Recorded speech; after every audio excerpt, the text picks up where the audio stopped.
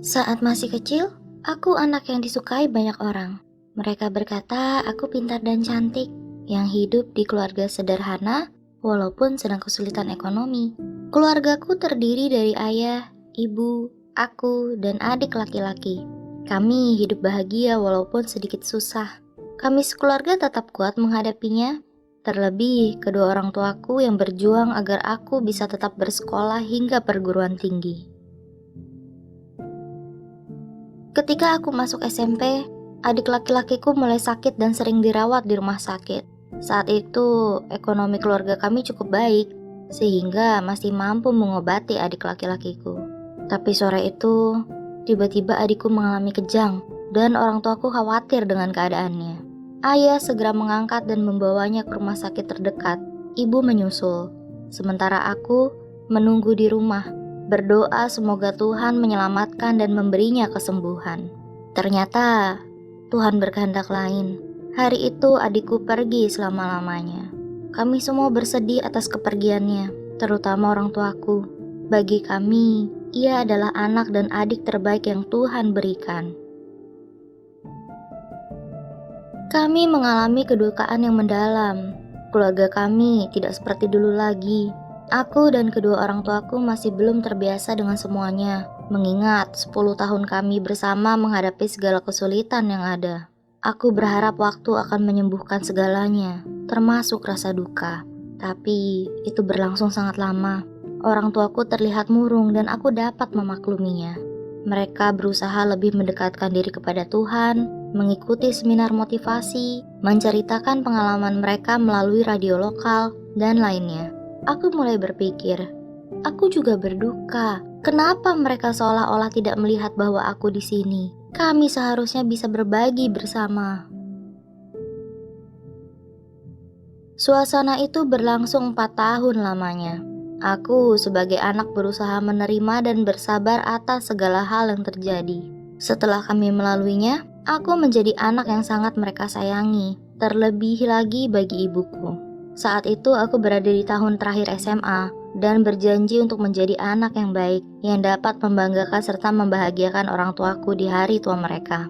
Namun ternyata, di sela-sela harapan baru dan cita-citaku, hal lain terjadi dalam hidup kami. Tepat setelah ulang tahun ibuku yang ke-43 pada 26 Januari 2017, beliau jatuh dan terkena stroke serta didiagnosa mengidap tumor di kepalanya. Keluarga kami kembali bersedih, tetapi kami tetap berusaha yang terbaik untuk kesembuhannya.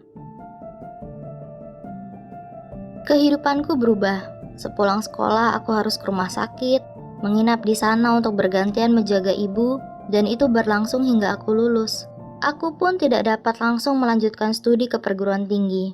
Bagiku, itu tidak masalah, karena aku akan merawat ibu bersama ayah sampai ibu sembuh seperti sedia kala. Tapi, sembuh bukanlah jalan yang Tuhan berikan untuk ibu. Ibu tiada tepat 1 tahun semenjak beliau sakit. Aku begitu kesepian dan bersedih, tapi ayah begitu tegar dengan semua kejadian ini. Atau, mungkin aku yang tak bisa menerka isi kepala ayah. Tapi aku sadar kalau aku tidak boleh terus bersedih seperti ini, karena hidup masih terus berjalan. Aku mulai bekerja dan hidup berdua dengan ayah. Kami pindah dari rumah yang kami tempati selama ini ke rumah yang tak begitu besar untuk berdua. Sejak saat itu, ayah tidak memperhatikan pola makan dan istirahatnya, banyak minum kopi, dan selalu lembur. Selalu kuingatkan dan kusediakan obat penurun gula darah yang beliau miliki. Ayah memiliki riwayat penyakit gula darah dan hidup hanya dengan 1 ginjal. Kami berdua berusaha menjaga satu sama lain. Aku pun berusaha agar dapat membantu biaya kesehatan ayah dan bekerja dengan lebih giat. Hingga suatu hari, ayah memberitahuku sesuatu. Ayah minta maaf tidak memberitahumu dari dulu. Tapi ayah mohon jangan berubah, jangan marah, dan tetaplah menjadi anak yang ayah sayangi. Dalam hati aku berpikir, apa yang akan ayah katakan? Saat itu, aku kurang mengerti apa yang sebenarnya sedang terjadi. Ayah melanjutkan kalimatnya setelah beberapa helaan nafas. Sebenarnya, kamu bukanlah anak kandung ayah dan almarhumah ibumu. Tapi bagi kami, kamu tetap anak yang kami sayangi.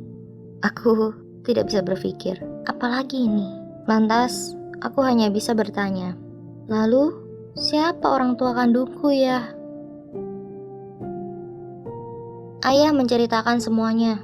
Ia berkata bahwa ayah kandungku bukan warga negara Indonesia dan ibu kandungku adalah teman ibu.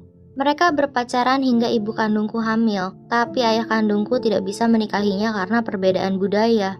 Setelah aku lahir, aku ditinggal begitu saja dan dititipkan ke ibu dan ayah, dan mereka merawatku sejak itu.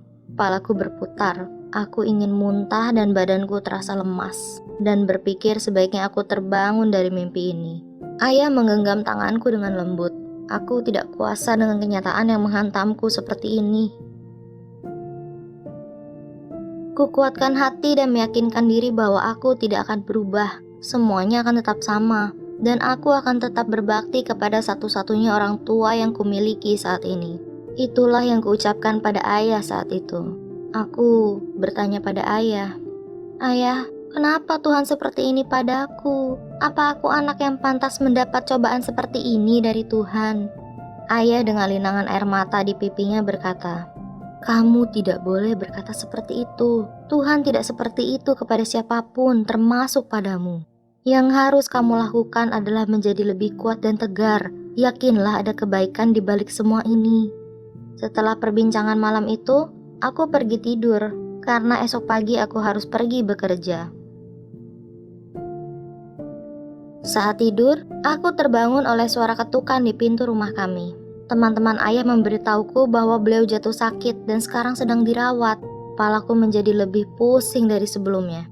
Sebelum aku tidur, kukira ayah pun pergi tidur. Tetapi, ternyata ayah pergi minum kopi lagi di luar rumah yang membuat badannya tak kuat lalu pingsan. Ayah dirawat di rumah sakit dan aku berencana keluar dari pekerjaanku karena harus menunggui serta merawat ayah. 1 hari berlalu dan kesadaran ayah terus menurun. 3 hari setelah dirawat, perawat berkata kondisinya mulai membaik. Pagi itu, setelah membantu perawat membersihkan tubuh ayah, aku istirahat di rumah paman yang berdekatan dengan rumah sakit hingga sore hari. Setelah itu, kembali lagi ke sana. Namun sore itu, seorang dokter yang menangani ayah berkata bahwa kondisi ayah kritis dan tidak bisa tertolong lagi. Ayah mengalami penyumbatan di setengah kepalanya, hingga membuatnya tidak bisa sadar. Aku menangis sambil berdoa dan memanggil ayah, hingga akhirnya beliau menghembuskan nafas terakhirnya.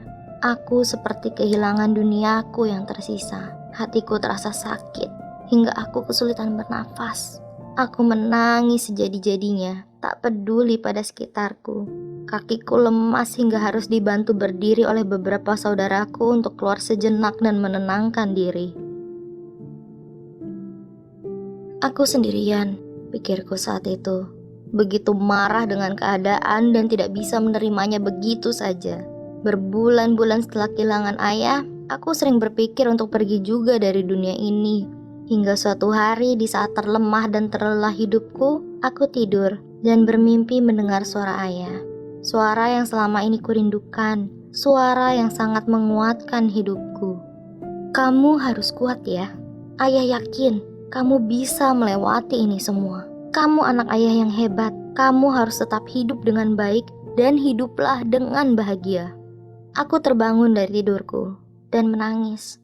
Aku memang tidak bisa menebak apa yang Tuhan rencanakan padaku. Dan semua kejadian ini akan menjadi pelajaran yang tidak akan kulupakan hingga akhir hayatku tentang kesabaran dan kebahagiaan yang kurasakan. Aku harus bangkit dan kuat. Aku harus kembali ceria dan memberanikan diriku melakukan segala hal yang ingin kulakukan, menjadi wanita yang sukses dan semakin kuat seperti yang ayah dan ibu inginkan, menjadi kebanggaan mereka.